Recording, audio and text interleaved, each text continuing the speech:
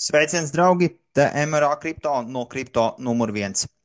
Šodien es vēlējos parunāt par kriptovalūtu, par investēšanu, vai tad ir vērts investēt kriptovalūtā, un vai tad tiešām kriptovalūta ir tā 2010. 11. gada kriptovalūta, par ko visi runāja, ka tas ir tikai skams uz pusburbulis, bitkoins ir burbulis, tur viss pazudīs, visa naudu tu zaudēsi, un labāk investēt kaut kādos fondos vai akcijās vai kaut kur citur.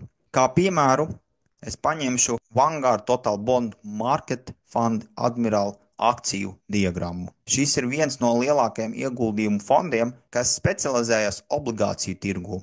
Obligācijas šajā gadījumā ir parāda instrumenti, kas parasti tiek uzskatīts par drošākām nekā, piemēram, kriptovalūta vai akcijas.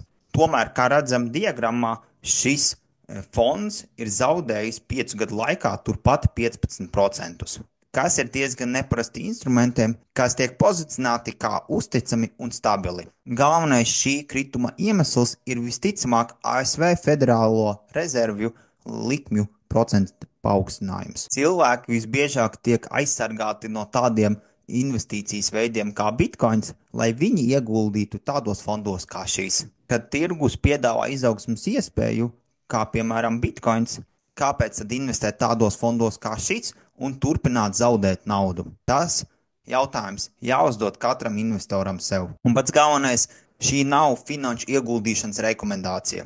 Ieguldīšana ir saistīta ar lielu risku. Visi finanšu lēmumi un ieguldījumi paliek jūsu atbildība.